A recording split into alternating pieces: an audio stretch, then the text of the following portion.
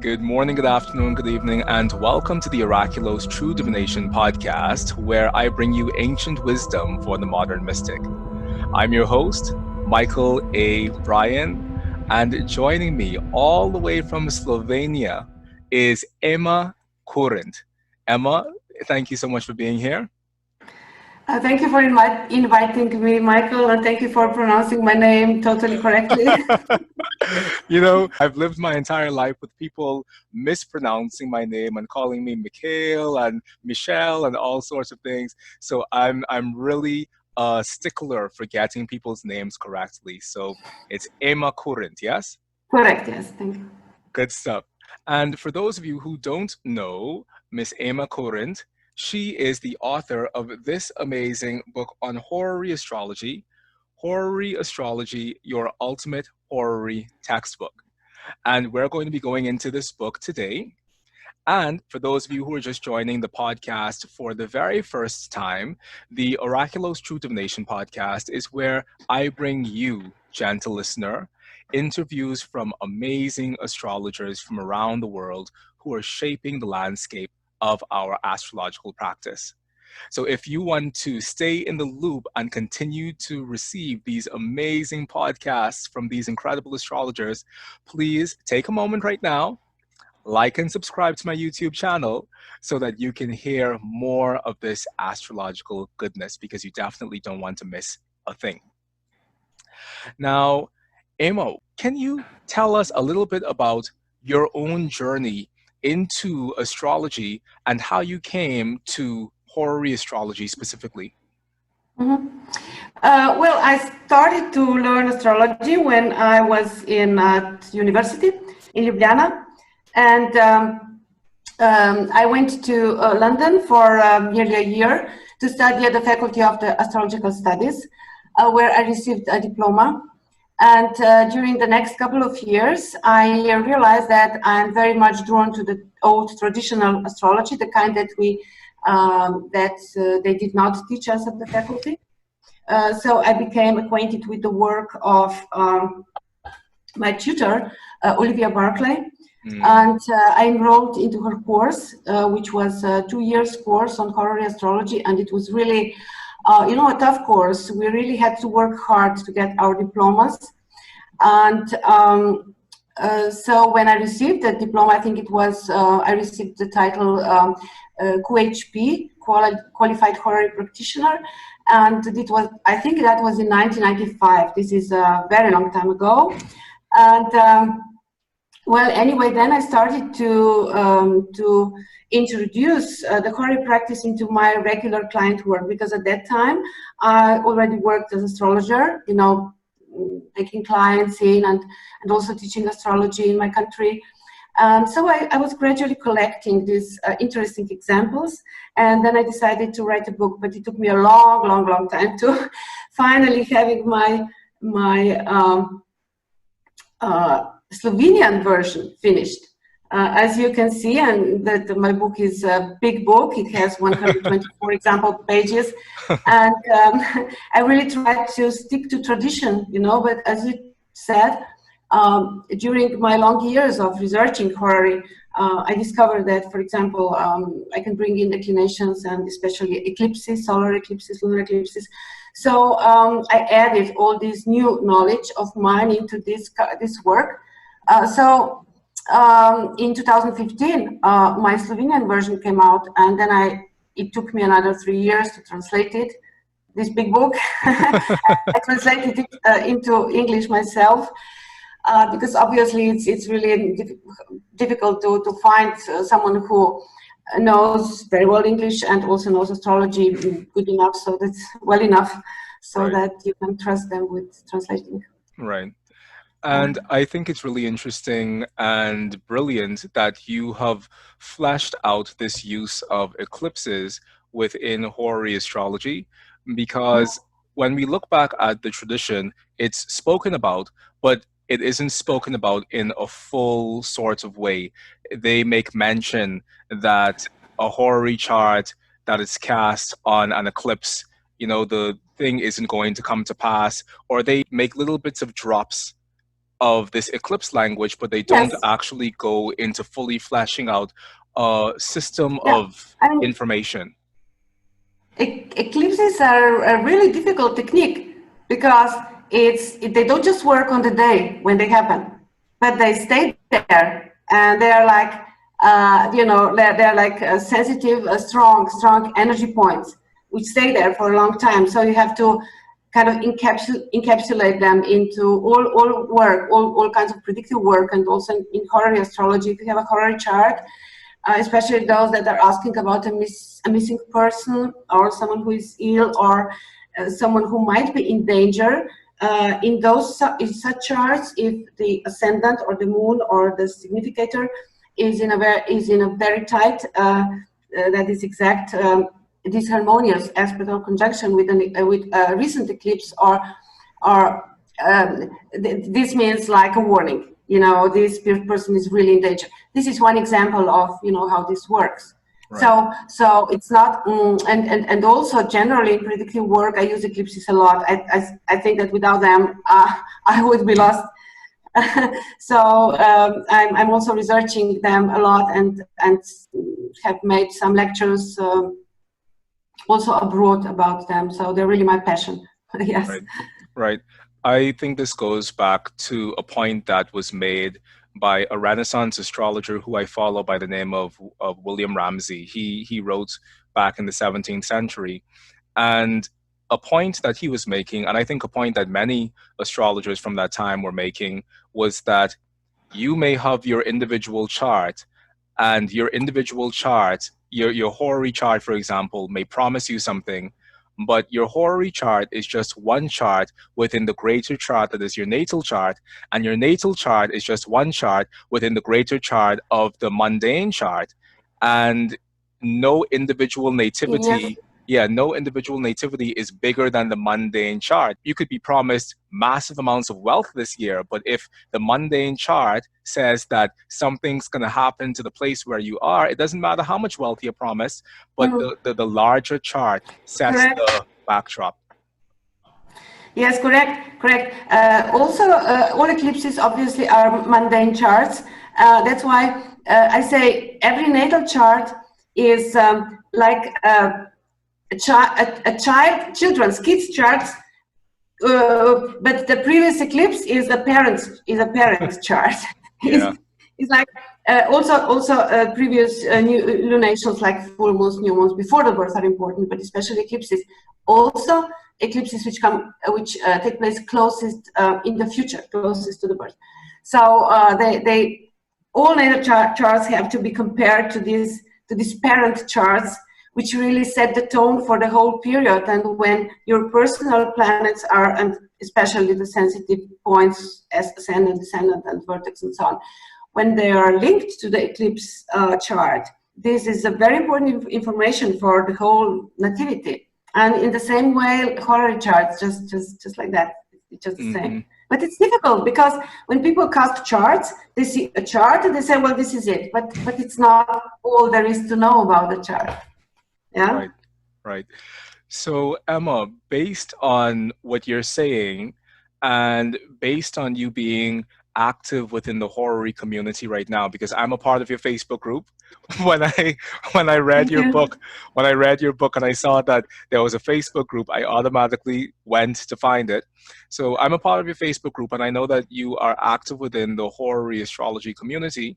Based on what you're saying about comparing these micro charts to the macro chart, which is the mundane chart, do you think that the horary astrology community is really taking these bigger charts into consideration, or do you still think that they need to do a little bit more? They would need to do it a little bit more.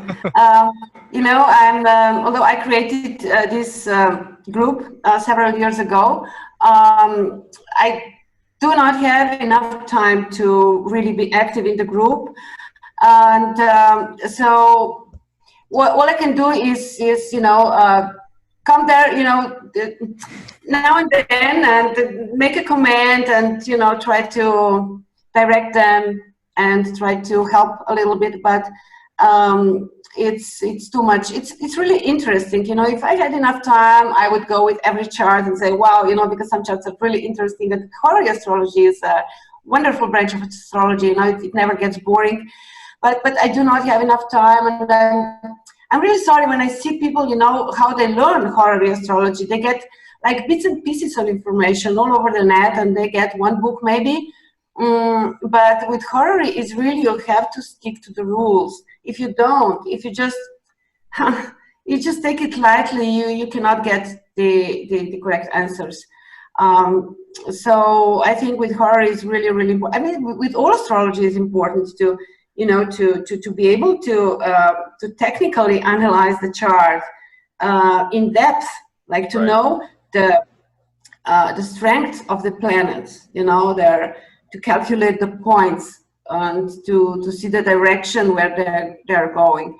With horary, it's especially important to know what will the future moments be like. Where is a planet going? Will it turn retrograde maybe in a couple of days? You will not see this in the chart by itself. We have to run, you know, the transits. You must see what, you know, what the future is with every chart. So it's really much more complicated than the majority of these horary students and part-time practitioners are doing. So yeah, so I think it pays for everyone to really get well educated and to get a book like mine, or like there are several books on horary astrology. Emma, you mentioned the rules that underpin horary astrology, and I know that Olivia Barclay drew very strongly from William Lilly. Are those the rules that you're referring to, or do you think that now in the 21st century there are other rules that we should be looking at in terms of our horary practice? Well, certainly we should be including Uranus, Neptune, and Pluto, which were not included in the 17th century, obviously. And Olivia did include them, and I'm sure that I mean I'm 100% that including them, not assigned rulers, only sometimes assigned rulers. I have very clear-cut, you know, rules in my book laid out, like in which cases, when exactly can you take them as also assigned rulers. But even if you don't take them as sign rulers, you have to pay attention to them because they reveal a lot. They are very strong. But as for everything else, some the other techniques, the modern techniques, as I already said, I think declination should be included. But I haven't done much research, I must confess, with declinations in relation to horary, as much as I study declinations a lot. I researched them. I'm also writing a book on declinations. But as for the rest, I really took care to stick to tradition when writing the book, to lay it out as clearly as possible, you know, for the students to follow. So I think we should really, really stick to tradition and build upon that, not just bring in our own rules. For example, right now, there is a discussion in our group, like which house rules friendship, organizations, associations and organizations. And I said, well, 11th, where is that in the tradition? Lily didn't say that. I said, well, if Lily didn't say that, well, he didn't say associations and groups. He didn't place them into any house. So if he didn't, so we should not like do it or what? We have this Mychal who wrote the Astrological Thesaurus. It's a rulership book. The first book is the Book of Rulership, House Rulerships. And he says specifically, you know, all kinds of group gatherings, group associations, where people gather, when people come together out of friendly motives. You know, true friends are those that share common interests. Isn't that so? So if the 11th house was the house of friendships in antiquity, I mean the history with Lily, when Lily lived, so it's like normal that all kinds of group gatherings belong to the house of friendship, the 11th house. And this is how it really works. But there are like, some would say like 7th house, and some say, well, 3rd house. And they just cannot decide, or fifth house. Well, you cannot do astrology like this. Precisely. And this takes me back to something that Lily said, where he said one of the first things that an astrologer should know is what the meanings of the houses are. And you should know them front way, back way, inside and out, because he said if you don't know what the meanings of the houses are, you are like an improvident person who has furniture, but you don't have any house to put that furniture in. So that's correct. But yeah, on the other hand, on the other hand, people put too much emphasis sometimes on the chart, because several charts can be answered even without the houses, even without this. Sometimes there is something that you're not sure what house does it belong to, the subject of the question.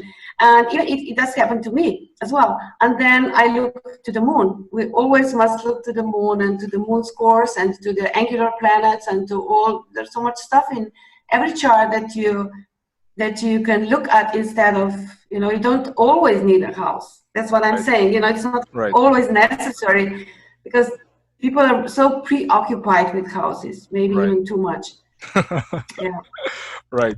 So this brings up 2 points for me. And one is that when we look at mundane astrology, the assistants to the king, or the people who provide assistance to the king, the Senate or Parliament, they are in the 11th house. 11th, yes. Precisely. So they are this group of people who come together for a common goal of assisting the king, and they go in the 11th house. So I think that even traditionally, it's always been that groups and group efforts and group initiatives come in the 11th. But yes. the of other, course, yes. Right. But the other thing that's interesting about what you just said is that sometimes we don't even need the houses. And for a long time within myself, I have felt like if the ruler of the ascendant is in absolutely awful shape, then there's no way there's no way that anything else positive is going to come. And it's also in the tradition, because Lily, in the chapter at the beginning of his 7th house Horaries, he has, I think, these 48 aphorisms from Al-Kindi or something, and one of the aphorisms is that if the ruler of the ascendant is peregrine and cadent, and the moon is peregrine and cadent, the question isn't going anywhere. I think good comes of correct. Yes. Precisely. Yes, the ascendant is always important, even in charts that do not concern you, who ask the questions, because yes, if you ask about someone else, and if the ascendant is, even if it doesn't relate to the horary chart and such, if it's bad, then it's the ascendant is the sign of the times, the true sign of the time. Precisely. And there's an astrologer from the QHP as well. His name is Petros. I hope I am pronouncing that correctly. But he wrote a book on horary astrology, a tiny book on horary astrology. And one of the first things he says is that sometimes we don't even have to find the quasited. If you find that querent and you see that the querent is in awful shape, you see that the moon is in awful shape, they're both cadent, whatever's going on with them, then that is testimony enough that the situation, the question isn't going anywhere. So I do agree with you that sometimes we don't even need to go through the entire process, but I do still think that it's important for young horary practitioners coming in to still go through that process so that they become familiar with it, you see? Yes. Now, I heard you talking about, well, 2 things that you spoke about. You mentioned the vertex, and I don't mean for us to be going down a rabbit hole, but I haven't heard anyone talk about the vertex in a very long time. And I just heard you mention the vertex as being an important sensitive point. Can you tell us why? Can you tell us what the function of the vertex is for you and why you think it's important? I always use these 2 points as personal points. Okay, they're as strong as the ascendant-descendant. Wow. So normally people speak of vertex as having signification over partnership and associations and such, but so they put the main emphasis upon a vertex, but anti-vertex is like a co-ascendant of some kind. And for example, I'm thinking now of an interesting example when anti-vertex was activated by the progressed moon that was in Donald Trump's chart. I think when he won the election, his progressed moon was at, if memory serves me right, at 22 Cancer, exactly on his vertex. Wow. I hope I would have to check, but yes, the vertex was very strongly activated at the vertex point, which is So yes, I do it for me. They count. They really count. Yes. That's incredible. I haven't heard the Vertex mentioned since I passed my NCGR level 3 exam, because I mean we don't even talk about these things anymore. And I think people generally, astrology students, I have noticed this.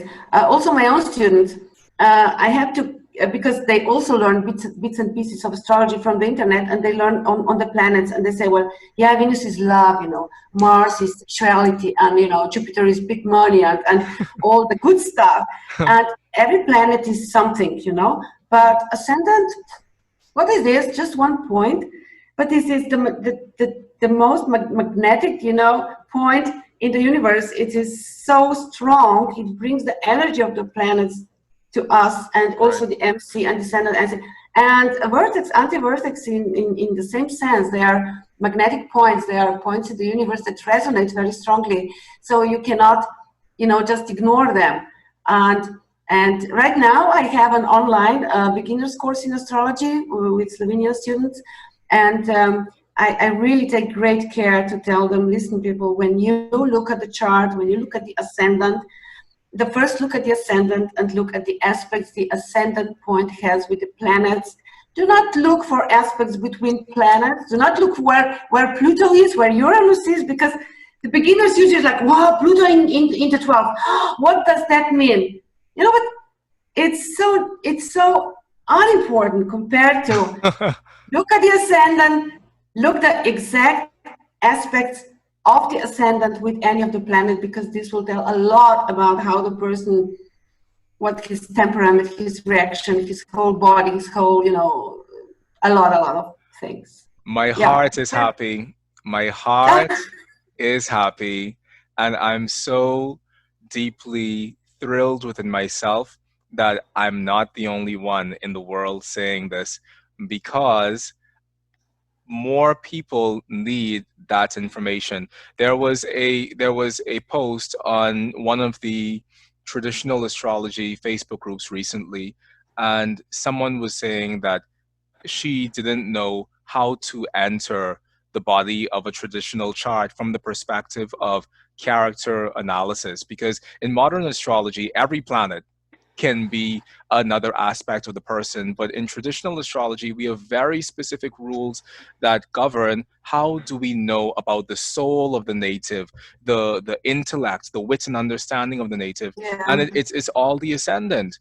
And of course, and the ascendant ruler is your personal planet. But as for that's very important, of course.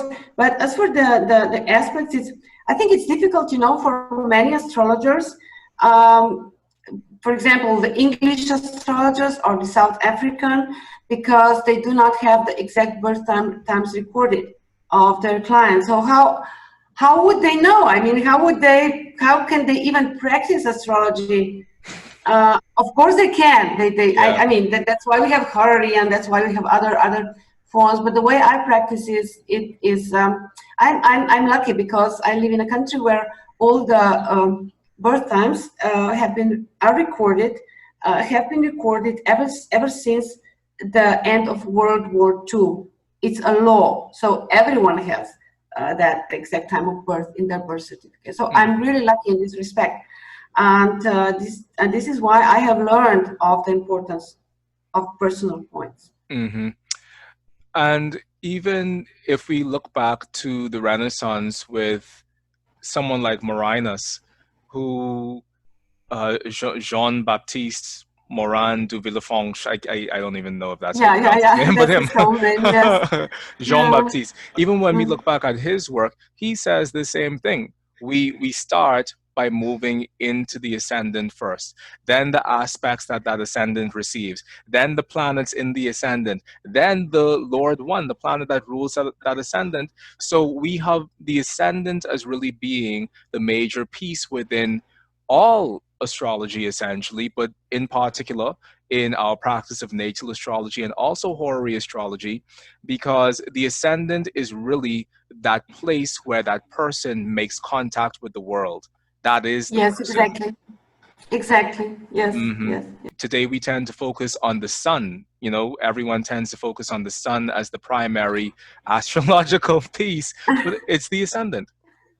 Yes, I think the sun is still better than Pluto because once people get beyond the sun signs, it's Pluto, you know. Where's my Pluto, you know?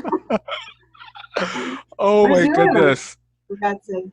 It's I crazy. say like learn your ascendant, your sun and moon, and you learn 75% of what you need to learn about your chart, Mm-hmm. and go beyond that. And because Mm-hmm. these transpersonal planets are really strong only if they're exactly conjuncting the sensitive degrees, or if they're in a very tight partile aspect with personal planets. Otherwise, they just do not function. You know, they do in transits, in progressions, but they do not function to just the general makeup of person. Mm-hmm. But So they're attractive. You know, they are so attractive, and well, never mind. Let's go on.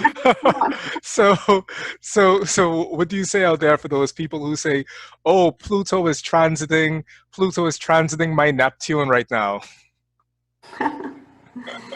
Well, I remember once one of my students said, well, Pluto is transiting my Neptune. No, Pluto is transiting my Uranus. And no, sorry, Neptune was transiting her Uranus, and she spilled a cup of coffee over her computer. And I said, yeah, it works. Sometimes it works. But just generally, you know, it's just not Yeah. important, not Yeah. crucially important. Yeah. Another thing that you had mentioned was that you are beginning to look at declinations a bit more closely. Is your work with declinations specific to a particular branch of astrology, like natal astrology or horary astrology, or where are you using this work? Yeah, well, let me first say that I've been working with declination for ages, actually for a long, long time, and starting to employ them with personal predictive astrology, my client work, yes.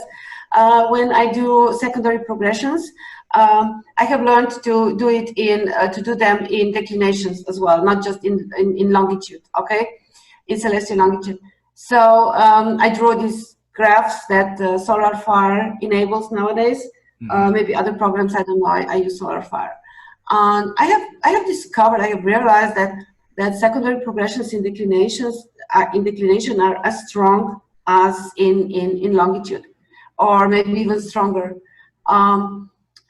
So I have actually been writing this book for a long time.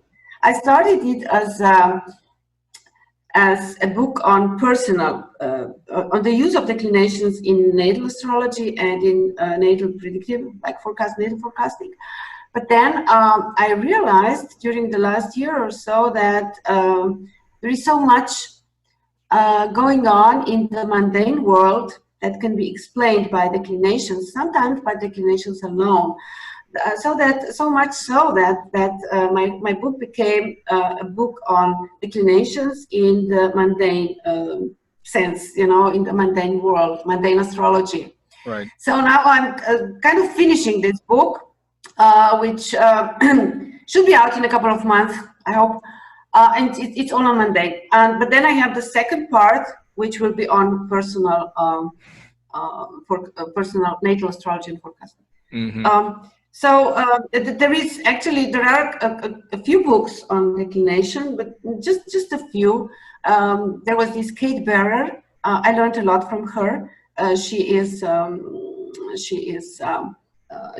died Mm-hmm. maybe 5-6 years ago. I'm not sure. Mm-hmm. And it's a little booklet. I lost it. I don't know where is it now. but it was very popular. People learned from it. And there are one or two more which I didn't particularly like. Right. So I think we need a book on declination. So that's why I'm writing it. But I'm slow, you know. I have so much work on all fronts that. Yeah. But I'm trying hard.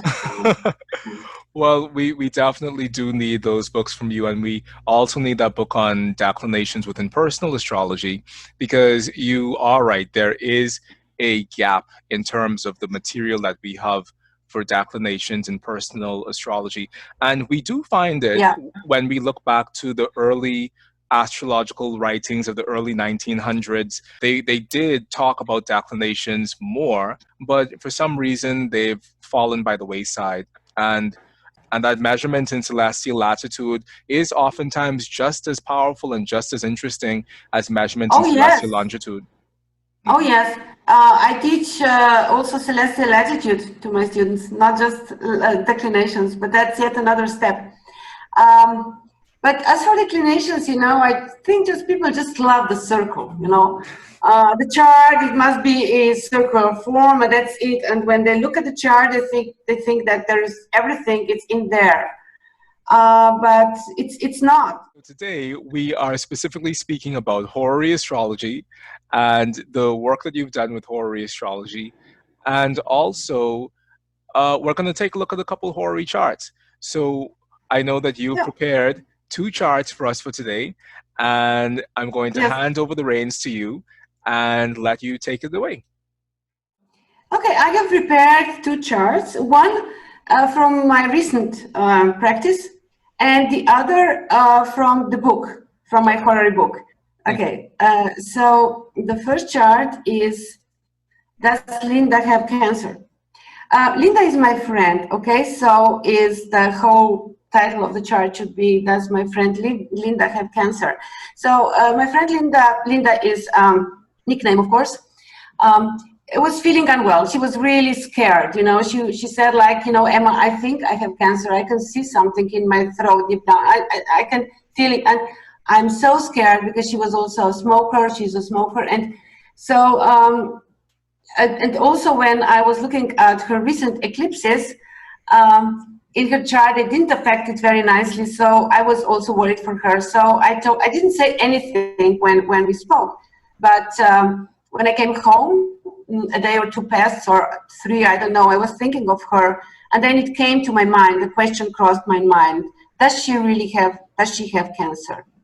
And so, and I cast the chart on 11th September 2019 at 19:01 or 7:01 p.m. Ljubljana, Slovenia. So ascendant in Pisces,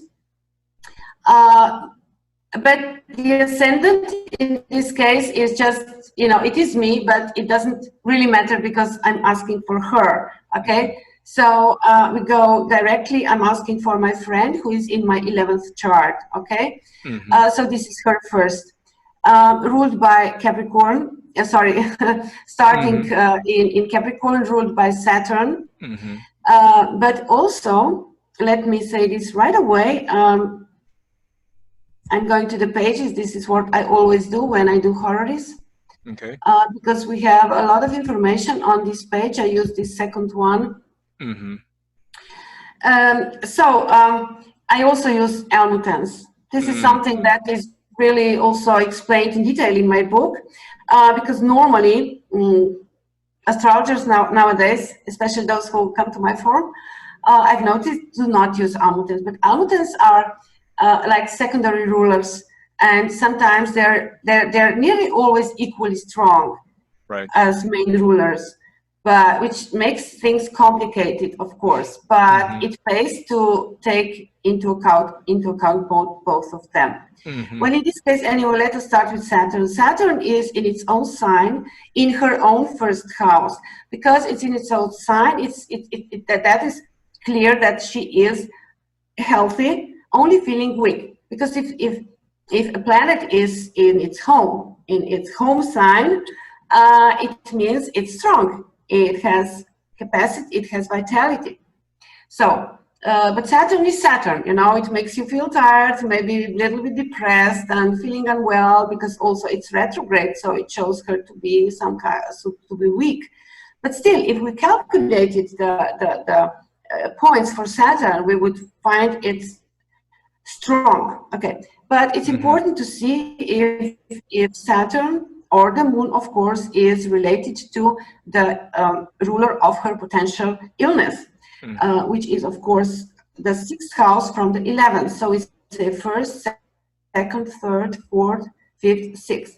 So it's the radical 4th house ruled by Mercury. Where is Mercury? Mercury is in Virgo at 25, 26. So is Saturn in aspect with Mercury? It's not, okay? Right. Mercury is separated from the trine with Saturn, so we have no aspect here. Do we have a reception? No, we cannot have a reception because they are both in their own signs. So there is no link between Saturn and Mercury. No link, no illness. But if, in case the moon was aspected, was in aspect with Mercury, there could be illness, but also the moon is not in any way related to Mercury, not in any of the strong ways, by all means. So we can see that very quickly. The moon is actually void of course. Sometimes, I mean, quite often actually, if the moon is void of course, the answer is no. It's like nothing will happen. There is no future for this question. It's like, yeah. So the moon is void of course. This could be the answer. So this could be. Then we must always bring into our analysis also the radical house ruler, which for illness is the 6th house. Let me first say I use Regiomontanus house. Me as well. Yeah, okay. So the 6th house is in Cancer, ruled by the moon. We've already covered that. The sun is here. This is the 2nd ruler of the illness. Her potential illness is here in Virgo at 1840. So it is separating from her, from the trine with Saturn, her ruler. So the answer is no, she has no illness. But now, what is, she has no cancer. But now let us bring in the Almuten of the 11th house. Almuten, for those who do not know, is the planet that has most dignities in the degree where the cusp is. So the cusp of the 11th house is 642 Capricorn. So we must look for the Almuten of the 11th house, of the Almuten of the degree, of this degree, which is Saturn. Here. Saturn. I thought that Mars was Almuten, but it is not. So everything is good. Saturn is the Almuten. And for the 4th, it's Mercury. So yeah, so this is a very simple chart showing a quick, simple answer. The querent is not ill with Cancer. Right. Not the querent, the quasitive. The quasitive. Yes. Yeah. So I phoned her and I told her, I said, listen, you go to check and to go do the lab test, which of course she did anyway, and the lab test showed that she was not ill with cancer. Right. She went to India in a couple of months and got well soon. So yeah, that's it. That's a very simple chart. Right. And it's a quickie. Yeah. Yeah, and I think the interesting thing that you were going to do with the Almuten is that when we have an Almuten as a potential ruler of that degree within that sign, then it gives us another planet to look at as being ruler of that sign. And in the classical period, especially in the medieval and even the Arabic period, there was this use of the Almuten, or using the strongest planet that had dignity in the degree of that house as being the ruler of that house. But here, I think it's probably a double confirmation for us that Saturn is both the ruler of Capricorn as well as the ruler, the Almuten of the 11th, that whatever happens to that Saturn is going to be exactly what happens to her. Now, I think it Yes. probably gets a little bit tricky when we do have an Almutin, and sometimes the Almutin is doing good, whereas the house ruler is doing not good. Like, how do you think we should balance Yes. that? Like in the case of Um, in the case of, say this were an Aries Libra chart where we have a daytime chart where the Sun is the Almutin yes. of Aries in the daytime and Saturn is the Almutin of Libra in the daytime. How would we balance? Of course, the sect is also important. Like if it's a day chart, we would maybe take Saturn as being more important. But I usually go. My rule is to go by the subject question of the chart. The example you mentioned, if the ascendant was in Libra, if it was a love chart, if it was a chart related to love and emotions or art or anything that Venus shows, that Venus is the natural ruler of, then I would take Venus. But if it was a chart related to maybe some business association or something, or to anything that is more related to career, business, or real estate or politics, or then I would take Saturn. So every chart is different, and with every chart you must feel the chart Right. and see which planet suits best, and see the particular circumstances of this planet in this particular chart. I have my next chart is such that yeah, it's interesting in this in this respect maybe. And this chart says, this is from my book, and it's a very old chart, and it is also my own question. I have many charts that other people ask, but examples, but I just happened to take this too. This is because it's so extraordinary, I think. The question was, will we get back together and when? Okay, and I asked this question on 12th February 1999 at 8:42 p.m. in Ljubljana, Slovenia. So at that time, I was very much in love with a young man. It was a couple of years after my divorce, and so I met this guy a couple of months before I asked the question, fell in love.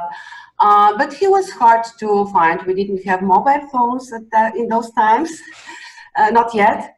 Right. So he lived outside of my city, and he was strange, I never really knew how to find him, where he was. He sometimes disappeared for a week or two. And so anyway, I missed him after not having seen him for a month or two, and I asked this question. So ascendant is in Libra, and if we look at the page, we will see that the Almutin ruler is Saturn, okay? So the main ruler, Venus, because it is a love chart, is Venus in Pisces. So it shows me as an exalted, person in this respect. Maybe also Pisces is also, Venus in Pisces is also shows a platonic love, a love that is, somehow surreal. And he's ruled by Mars. Mars is in Scorpio at 6:19. They're not in aspect, okay? Venus is actually separating in a wide separating trine with Mars. But before I continue, let me just, I will point to the Almutin ruler later. But anyway, my Almutin is Saturn, whereas his, the Almutin of the 7th house, is Mars, also as main ruler and Almutin. Okay, so and then we look at the moon. The moon is in because moon is important in every horary chart, of course, and it also co-rules me. It's my co-ruler. It's in Capricorn, in detriment. So it's a sad moon. Of course, I was sad. And 11:42 in the 4th house of endings. So see, although Mars and Venus are not in aspect, the moon separates from sextile with Mars and applies to sextile with Venus. And this is called translation of light. When two planets that are not in aspect are connected by the third planet, this is usually the moon, which separates from the aspect with one planet and applies to the aspect with another planet. Okay, both are significators. So the significators are the two people or things that are signified, shown by these two planets, are brought together in this way. Of course, for translation of light to really work, there must be some reception, meaning that there must be some communication between planets by means of reception, either by home sign, by exaltation signs, or by triplicity or whatever.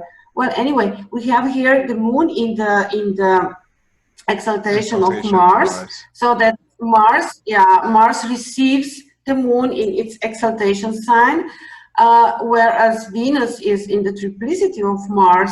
So we have some communication here, in short, like this could work, okay? So I was hoping, I hoped like I would see him when, well, we see the first aspect that the moon makes, the moon as the, as ruling the course of events. From Moon to Venus are exactly 7 degrees, okay? So 7 degrees could be 7 maybe hours, because Moon is in a cardinal sign, and an angular house. Angular house. So this shows the shortest time units. The time unit. So it could be, but Venus is in a cadent house, and Pisces, which is a mutable sign. So this is a long time.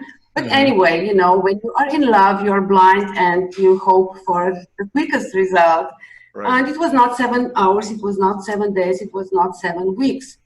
7 months, that by that time I would probably have another boyfriend anyway. So that was not possible.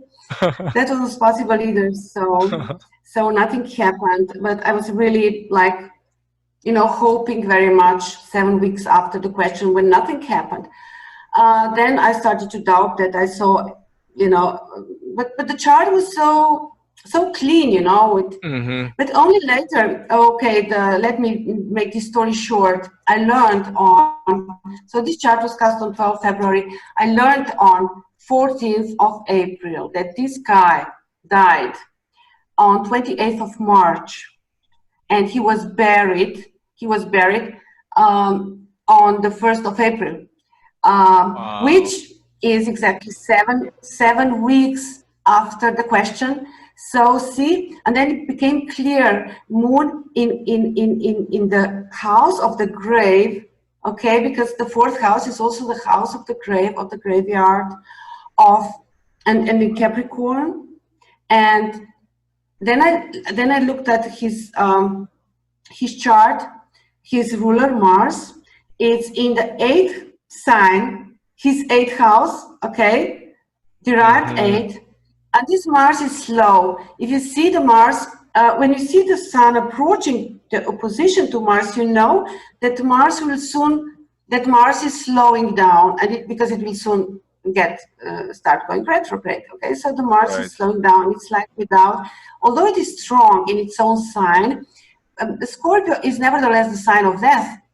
You know, it has many degrees. It is very strong. It is its own sign, triplicity and term, and its own term. It has all the, you know, look here. It has all the points it could get. Term and phase. It is in his 8th house. It's like determined to die. Maybe it's like there is no, you know, it's not in aspect to any planet, not applying to nothing. The square to Uranus is too wide anyway. So it's like a planet that is getting slower and slower, like losing strength.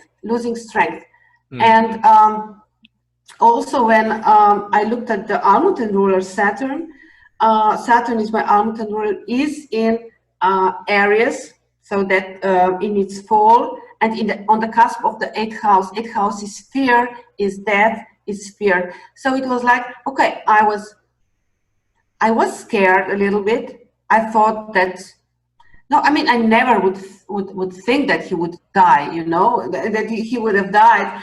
But when I looked at this chart, I thought, well, you know, what an interesting chart. It somehow suggested, like, you know, this question is connected with death. Wow. You know, with the death of the person that I'm asking about, that I'm concerned with. So it remains one of those charts that are like, I'm staring in awe. Looking at it, it's like we were reunited, but through his death, through the grave. Wow. It is a sad chart.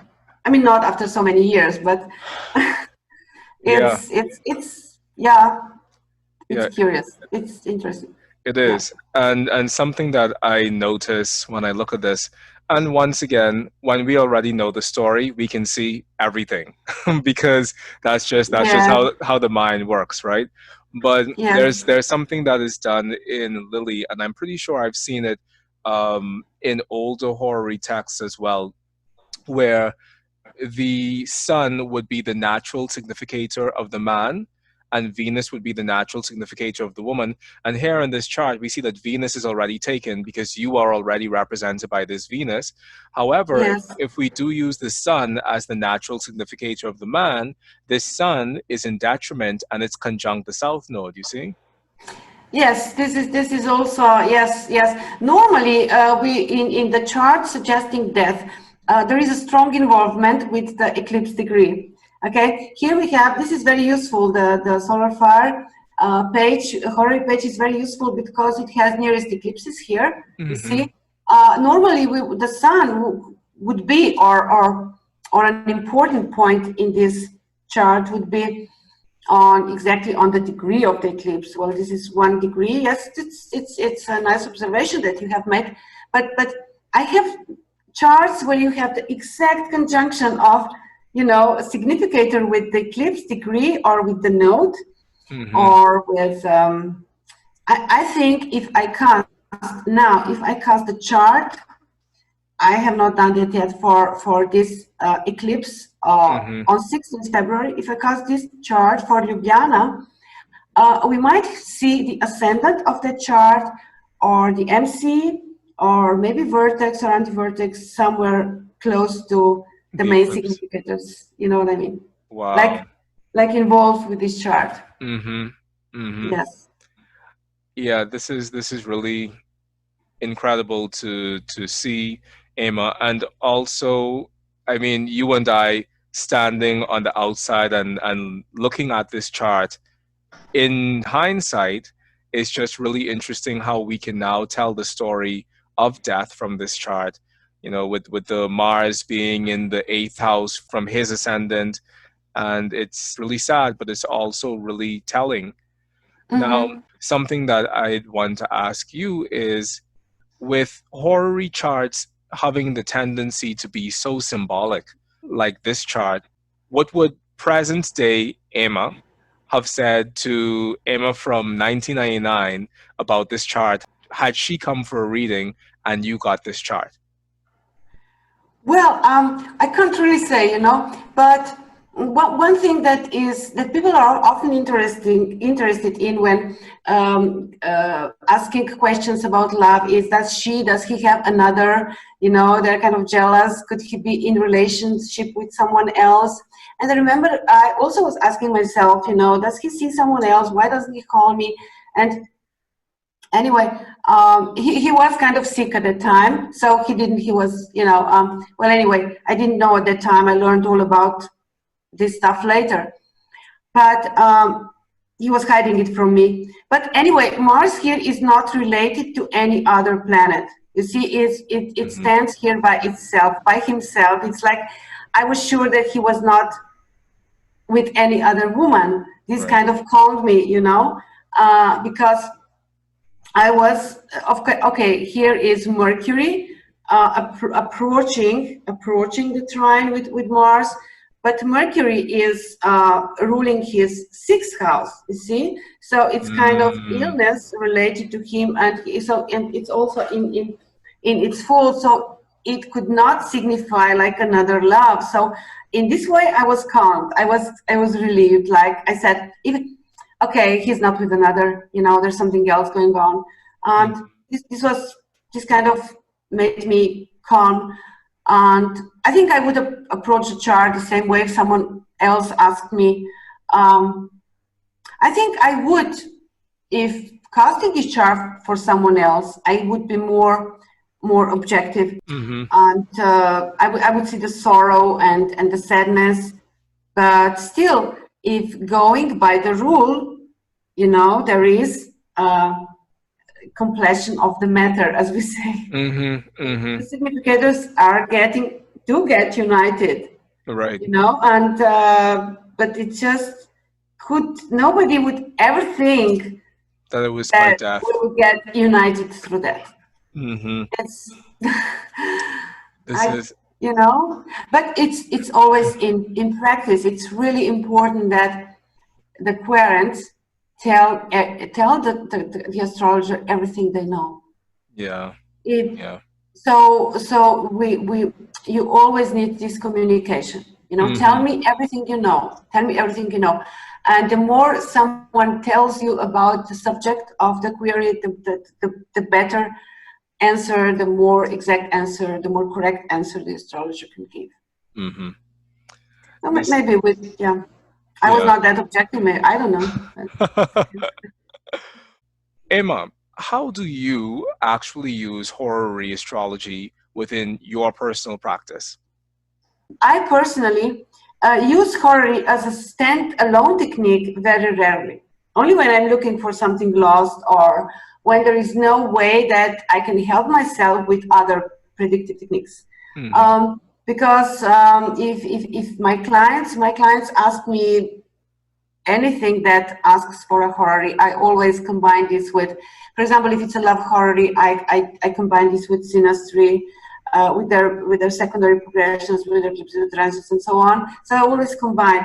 And if by my usual techniques, which are the ones that I listed right now, if I don't find the answer they're seeking, then I tell them to record, to note down the time when a question pops up in their mind, and approach me with that time. And you know, and then I do a horary, I cast a horary, and so I sort of combine the techniques to get the proper answer. Which is what we should do when we work for people who, you know, pay us. They want an answer which should be pretty much correct. Great. Now, I hear you saying that you use horary astrology as a standalone practice rarely, and you integrate also their natal chart and the predictive charts from their natal chart. And you even mentioned using synastry if someone is asking a love question. So do you think that that's something that we all should be doing as horary practitioners, integrating the natal chart into the horary moment as a fundamental starting point? Or at what point in time do we integrate the person's nativity? Well, at all points, in my opinion. You see, I've been working with clients for decades. I mean, every day, and I know what they want to hear. What they come to me to hear the answers to the important questions they have about themselves, about their lives. And my main techniques are, of course, the natal chart, but secondary progressions, eclipses, transits, in all systems of measurements, which not all, but I use three systems. Those are declinations, longitude, and also latitude. So, so I combine all this, and transits, I combine all this to give them an overview of their future, you know, of the kind of energies they will work with in the future. And but then, of course, there always is some question which asks for yes or no, or you know, for example, if I look at their career for a certain period, at a certain period of time, I can see, well, this is a high point you have this month is very good. I can see some successful project or whatever, but they say, which project? What project? You know, is this the one that I have with the Hungarians? Is this the one I have with the Americans or whatever they do? And then say, listen, I don't know. I mean, if I can't see, sometimes I use locational astrology to help me, but then I say, listen, we can find an answer together.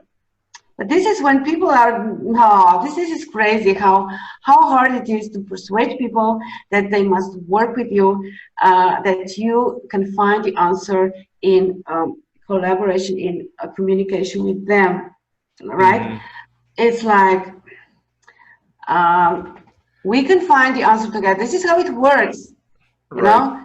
But they will go like, "Yeah, you are the astrologer. You must tell me." No, no, no. We are here together because the answer is in the all the answers exist out there in the universe. Okay, so when you feel the question like really strong in your mind, this is a time. You just note down the time because the universe has the answer. Just just tell me, let me know what the time was, and I will cast the chart of the universe and tell you what the universe is saying. I'm only the translator. I'm not, you know, I'm not the creator of your reality. I just translate it. And this is how horary should be employed, I think, in the astrologer's work. I'm not saying that you cannot find a correct answer to some specific question with horary only, but I don't do that because I don't know, my fees are high enough to you know, to not be able to afford that kind of things, which is sometimes by necessity guesswork, because some horaries we know are very difficult, and if the only two answers can be yes or no, and you say no and it's not correct, then I have to, you know, give my feedback or what? We must always find, you know, employ all the means or everything that helps us to get there. Yeah, I think that what you said a while ago was really, really profound, and I had never heard it said like that before. But for those of us who make a living practicing astrology, and we charge a decent fee for our practice of astrology, we should be willing to put in the extra work, not just to look at that person's horary chart, but it takes nothing off of us to look at their natal charts as well, and to look at their other predictive charts, whether it's the transits for the moment, whether it's their solar return chart. And that's something that I've been doing just kind of instinctively within my own practice. Whenever someone comes in with a horary question, I pull out everything. I mean, yes, the horary chart at the end of the day still holds a big chunk of that answer, but a person is asking a question because something has moved within them to cause them to ask that question. And we see that movement from the natal chart. We can see it even from the solar return chart, you know? So I definitely applaud you for that. And that point about if you charge a fee that you know is a fee that respects your craft, you should also be willing to go the extra mile for that client and pull out all the tools within your astrological toolbox to help them. Now, Emma, before we completely go, you have mentioned on more than one occasion that you will be releasing your book on declinations. Do you have a possible date when we can look out for that on Amazon or on any platform for that matter? Well, my optimistic date would be well, this summer, but I just cannot, you know, because I don't know how long the graphs will take me. There is, I try to stick to my plan, but it just doesn't always work. And now it's spring, and I do a lot of gardening and walks in the nature, and there's always something, you know. And lately, for example, this last week, I planned a lot of, I do a lot of writing. But then 3 planets went retrograde, like nearly all at the same time. And I was like, oh, I can't do anything. Let me have rest. Let me go outside. Just looking for excuses. So this lack of self-discipline, this is something horrible. I know exactly how that works. And if you need an accountability partner, I am offering myself to you to hold you accountable, to keep you on your deadlines, to make sure that the world gets these books out of you, because we definitely need to see what it is you have to say on declination. So I will be here as your support system to make sure that this happens. Nice to hear that. Thank you. All right, Ema Kurent. I am so happy that we got a chance to connect today. And if our listeners want to connect with you personally, whether it's for a reading or whether it's just to shoot you a question, where can our listeners get in contact with you? Well, I have my page, which is simply emakurent.com. And for students, I have astroacademia.si. And my email is ema.kurent@gmail.com. Okay. Oh, so that's it. Okay, great. Yeah. And regarding your students and the teaching work that you do, I know that you said that you're currently teaching a course in Slovenia to your students in Slovenia, but are you also teaching courses for students in other parts of the world who Yeah, are well, probably English speaking? Yes, in 2017-18, I had 1 year course teaching English speaking people. Actually, it was an international course. I had some American, some English, some Polish, and it went very well. But this was extremely demanding. This was it took a lot of energy, it took a lot of time, and so I decided to give it a rest for a couple of years to write my books, because I have a couple of books in plan and that I have to finish first. And after that, I'm ready to teach again. But it'll take, I think, a couple of years before I'm ready to teach again. But I do lecture internationally, so I'm open for, for conferences if they're not too far. This year we should have one conference in Ljubljana, Slovenia, which obviously did not happen, right, because of the COVID and stuff. And there should be one in Bulgaria, Varna, fell off. So, but I do like to lecture. It's a nice way to meet people and to share knowledge and write. And I'm currently writing an article for the Mountain Astrologer, which will be published in the August issue, and it's titled "The Astrology of Epidemics and Pandemics." So this is something that I'm doing now. Just finishing it with my editor Jen Sart. She's doing great work on editing it all, and I think we're coming up with something good. So the August issue, of the Mountain Astrology. Jen is absolutely amazing. I had her on the show a couple days ago, and it came out on Friday. Jen is A-class as a publisher and an editor. So I'm going to look out for that article in the Mountain Astrologer this August. Okay, great. All right. Well, Ema Kurent, I am so happy that you were able to take time out of your busy schedule to sit down and talk with me and to talk horary and declination and all of these wonderful things. And from the bottom of my heart, thank you so much for sharing your wisdom and for just continuing to bring out the good stuff, because we need more seasoned astrologers to be bringing out more wonderful astrology, whether it's literature, whether it's in lectures, whether it's in teaching. The work that you're doing is really important. So thank you so much. Thank you, Michael. Thanks to you. Yeah. Most definitely. And to our listeners, if you want to get in contact with Ema Kurent, I will have her contact information down in the description box below. So please do make sure to check out her website, check out the Facebook page, check out everything so that you can stay in the loop with the wonderful work that she's doing. And if you want to get your hands on this amazing book by Ema Kurent, Horary Astrology, please do look for it on Amazon, and I will also put that in the link below. So thank you once again for joining us here on the Oraculos True Divination podcast, where I bring you ancient wisdom for the modern mystic. If you have enjoyed this episode, or if you enjoy any of the episodes that we do here, please do like, subscribe, and share this with your astrology friends, because it's only through that we can get the word out about these amazing interviews that we're doing. Thank you all so much from the bottom of my heart for joining me week after week to sit in astrological space, especially now. It means the world to me.